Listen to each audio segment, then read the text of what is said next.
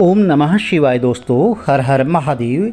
आज की वीडियो में मीन राशि के जातकों का सितंबर 2023 मासिक राशिफल की आपको संपूर्ण और सटीक जानकारी मिलने वाली है। Monthly prediction.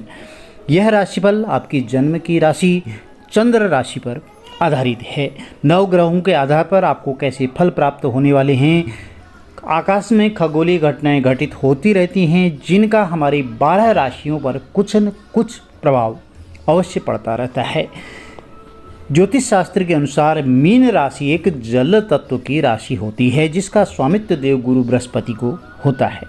इस राशि में जन्मे जातक आमतौर पर अनुशासित, व्यापक विचार, ब्रॉड माइंडेड वाले होते हैं। ये लोग भविष्य को लेकर के काफ़ी सचेत रहते हैं।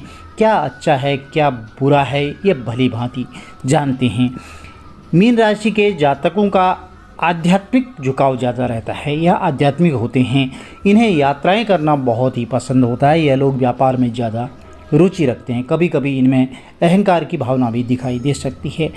मासिक राशिफल सितंबर 2023 की बात करते हैं तो मीन राशि के जातकों को इस महीने स्वास्थ्य, करियर, आर्थिक जीवन, प्रेम प्यार, पढ़ाई लिखाई, शिक्षा आदि पर ज़्यादा ध्यान देने की ज़रूरत होगी क्योंकि राहु, केतु और शनि की स्थिति अनुकूल नहीं है। शनि स्वराशि में 12वें भाव में स्थित हैं जो कि 7.5 का संकेत है। इसके कारण आपको अपने पेशेवर जीवन में कुछ समस्याओं का, जैसे कि काम में चुनौतियां, ज़्यादा जिम्मेदारियां, नौकरी में अचानक बदलाव, नौकरी के लिए इधर उधर भटकना आदि सामना करना पड़ सकता है। इसके अलावा आपकी अनचाही यात्राएं भी संभव हो सकती हैं जो आपकी जीवन शैली को प्रभावित कर सकती हैं। ऐसे में आपको अपने स्वास्थ्य पर विशेष रूप से ध्यान देने की ज़रूरत होती है।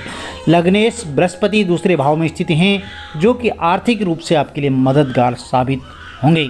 जब सितंबर 2023 का महीना प्रारंभ होगा तो आपकी मीन राशि से नवग्रहों की स्थिति कुछ इस प्रकार से रहने वाली है। द्वितीय भाव में राहु के साथ देवगुरु बृहस्पति विराजमान होंगे। पंचम भाव में शुक्र, षष्ठम भाव में सूर्य के साथ बुधदेव, सप्तम भाव में मंगल, अष्टम भाव में केतु और द्वादश भाव में शनिदेव विराजमान रहेंगे। सबसे पहले आपके स्वास्थ्य के बारे में जान लेते हैं। पहला भाव होता है स्वास्थ्य का।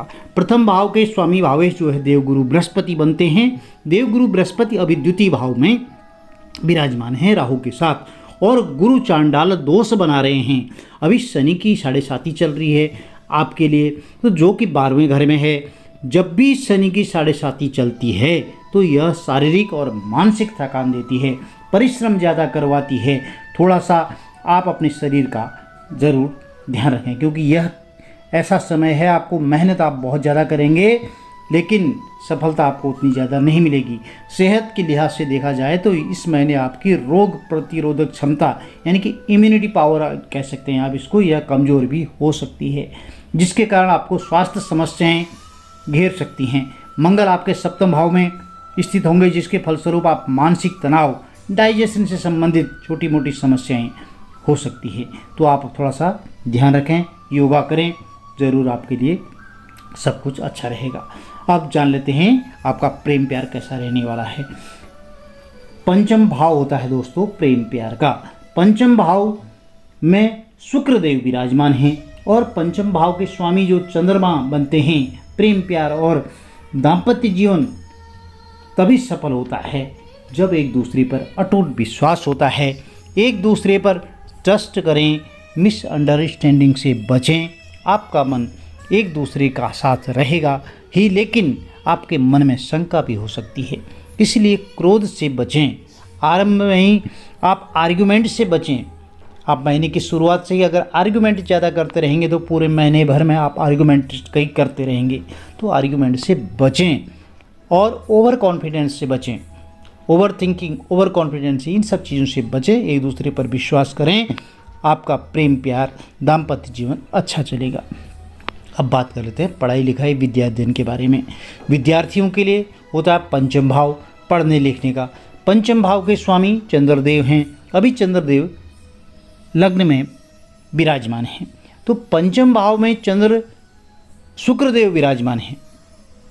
आपका मन कभी कभी भ्रमित भी हो सकता है। पंचम भाव में शुक्रदेव हैं तो आपका मन भ्रमित हो सकता है, मन विचलित हो सकता है। कई बार आप ऐसा सोच सकते हैं कि पढ़ाई तो बहुत कर लेते हैं, ऐसा हो सकता है। पढ़ाई आप बहुत कर लेते हैं पर आपके दिमाग में कुछ नहीं रहता है। आप सोचते हैं कि मैंने बहुत पढ़ लिया पर दिमाग में कुछ रहा ही नहीं, कुछ याद नहीं हुआ आपको, आप भूल जाते हैं। यानी कि आपकी एकाग्रता जो है उसमें कमी रहती है।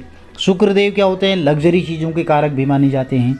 तो आपका ध्यान कहीं शान शौकीन घूमने फिरने की तरफ ज़्यादा हो सकता है, इसलिए आप थोड़ा सा अलर्ट रहें, सचेत रहें।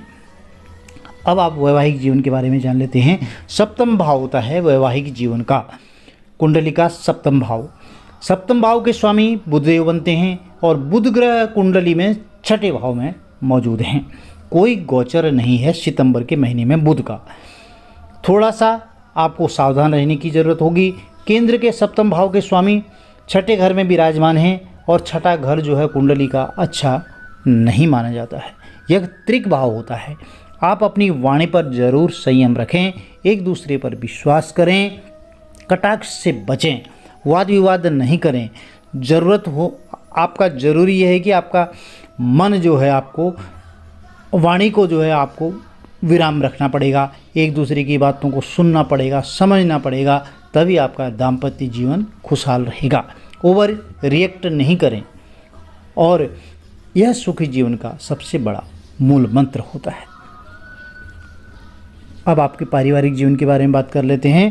तो इस महीने शनि राहु केतु की प्रतिकूल स्थिति आप कारण आपको अपने परिवार में कुछ समस्याएं देखने को भी मिल सकती हैं। शनि दूसरे और 8वें भाव में राहु केतु के होने से परिवार का सामंजस्य पूर्ण माहौल प्रभावित हो सकता है। ऐसे में वाद विवाद होने के योग बन सकते हैं। हालांकि बृहस्पति दूसरे भाव में स्थित हैं, छठे भाव और 8वें 10वें भाव पर भी दृष्टि डालेगा, जिसके फलस्वरूप पारिवारिक समस्याओं में कुछ कमी आएगी, लेकिन फिर भी आपको अपने पारिवारिक वातावरण में उथल पुथल दिखाई दे सकती है। इसलिए आपको वाणी पर जो है सबसे बड़ी जड़ यही है कि आप वाणी पर अगर संयमित रहेंगे, आपकी वाणी संयमित रहेगी, मधुरता रहेगी, तो आपके सारे बिगड़ते हुए काम भी बनते चले जाएंगे। परिवार में सुख समृद्धि होगी। अब आपके भाग्य, करियर, व्यापार के बारे में जान लेते हैं। आर्थिक पक्ष की बात करें तो इस महीने आपको धन कमाने में कई चुनौतियों का सामना करना पड़ सकता है। शनि 12वें भाव में, राहु केतु क्रमशः दूसरे और 8वें भाव में स्थित हैं। ग्रहों की इसी स्थिति के कारण आपके खर्चों में बेतहाशा वृद्धि भी हो सकती है। ऐसा भी संभव है कि इस दौरान आपके पास घरेलू खर्च ज़्यादा होंगे, जिन्हें आप रोकने से भी रोक नहीं सकते, टाल नहीं सकते। जो लोग शेयर मार्केट से जुड़े हैं उन्हें विशेष ध्यान रखने की ज़रूरत है, क्योंकि उन्हें मेष राशि में दूसरे भाव में स्थित बृहस्पति के प्रभाव से अच्छा रिटर्न तो मिल सकता है। हालांकि शेयर मार्केट बहुत जोखिम भरा काम है। जो रिटर्न मिलेगा वो बहुत धीरे धीरे मिलेगा, अचानक कुछ भी संभव नहीं हो सकता है। और यदि आप शेयर मार्केट में निवेश करते हैं, भूमि भवन ज़मीन में निवेश करते हैं, तो अपने माता पिता की सलाह अवश्य लें और शेयर मार्केट के जो विशेषज्ञ हैं उनसे सलाह मशवरा करके ही आगे कदम बढ़ाएं, अन्यथा आपको यह कार्य जोखिम भरा भी हो सकता है, आपको नुकसान भी हो सकता है। आप आर्थिक रूप से बहुत पीछे आ सकते हैं, कमज़ोर पड़ सकते हैं। पहले और 10वें भाव के स्वामी के रूप में देवगुरु बृहस्पति और आपके दूसरे भाव में स्थित होंगे, जिसके कारण आप धन की बचत करवाने में नाकामयाब भी हो सकते हैं। तो आपको यह सलाह है कि आप धन से जुड़ा कोई भी फैसला लेते हैं, निवेश संपत्ति की खरीदारी करते हैं, तो या खुद का कुछ व्यवसाय चलाने की सोच रहे हैं, तो आपको बड़े लोगों से विचार विमर्श जरूर करना चाहिए, उसके बाद ही कदम बढ़ाएं। करियर के लिहाज से देखें तो दूसरे और 8वें भाव में राहु और केतु की उपस्थिति होने के कारण यह महीना आपके लिए बहुत ही चुनौतीपूर्ण रहेगा। जो व्यापारी हैं उन जातकों के लिए भी मार्केट में बहुत कंपटीशन है, प्रतिस्पर्धा बहुत ज़्यादा रहेगी, तो आपको थोड़ा सा सचेत होकर के पहले से सोच विचार करके चलना पड़ेगा। करियर के कारक ग्रह शनि द्वादश भाव में मौजूद हैं, जिसके कारण आपको अपने सहकर्मियों और वरिष्ठों से कुछ कठिन चुनौतियों, चैलेंजेस का सामना करना पड़ सकता है। इस महीने अधिकांश ग्रहों की स्थिति अनुकूल नहीं है, जिस वजह से आपके ऊपर काम का प्रेशर भी बढ़ सकता है। काम में बाधाएं भी आ सकती हैं। जो जातक पदोन्नति की प्रतीक्षा कर रहे हैं, आशंका है कि उनके हिस्से में निराशा भी आ सकती है, क्योंकि प्रमोशन मिलने में देरी भी हो सकती है। हो सकता है कुछ एक लोगों को प्रमोशन मिल जाए, पर पॉसिबिलिटीज़ बहुत कम नज़र आ रही है। जो लोग खुद का व्यवसाय चला रहे हैं उन्हें मार्केट में कंपटीशन बहुत ज़्यादा रहेगा, और जिस वजह से आपको जो लाभ अर्जित करना चाहते हैं, अपेक्षित लाभ, उसको थोड़ा सा मुश्किल से पूरा कर पाएंगे और पारिवारिक परिस्थितियों में नुकसान होने की भी आपको आशंका है। ऐसे में आपको बहुत ही सावधानीपूर्वक अपने व्यवसाय को चलाने की सलाह दी जाती है। प्रिय मित्रों, कुछ उपाय हैं, यदि आप इन उपाय को अपनाते हैं तो आपके व्यापार, करियर, दाम्पत्य जीवन, प्रेम प्यार, शिक्षा, पढ़ाई लिखाई में ज़रूर आपको कुछ न कुछ लाभ मिलेगा।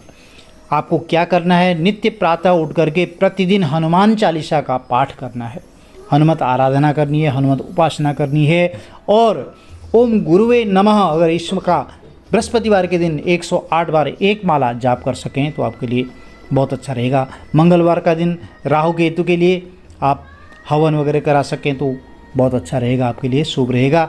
नित्य प्रति गाय को चारा जरूर खिलाएं, पक्षियों को दाना डाल सके तो यह अति उत्तम होगा।